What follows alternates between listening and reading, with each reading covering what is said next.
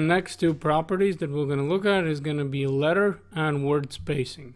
So as always, we have a paragraphs right over here, and we're going to have, let's say, two of them, right?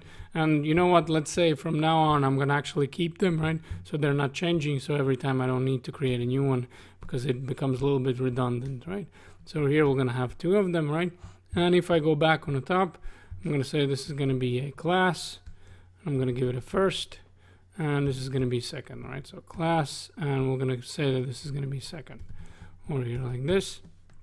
Now if we go to main CSS, and if we have a class of first, what I'm going to say that this is going to be first, right? So now I'm targeting the class, and I just want to remember a few things that we learned. So here I'm going to say text.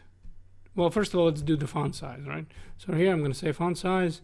I'm going to say 30 pixels. Right? So over here like this. Then I'm going to say the text transform property, right? Remember that one, text transform, and we're going to say uppercase, right? So now they're all uppercase. And also what I'm going to do is letter spacing, right? So letter spacing over here. And I'm going to say it's going to be 0.5 EMs, right? So now you can see that obviously there's a gap in between each of the letters, right? And now let's go to class second, right? Second over here. And what we're going to do is we're going to say that this is going to be a font size over here. And just to remember the stuff that we learned, I'm going to say this is going to be 2 EMs, right? So something like this. And then over here, we're going to say text transform, and we're going to do capitalize, right? So text transform, capitalize, right? And over here, we're going to do a word spacing, right?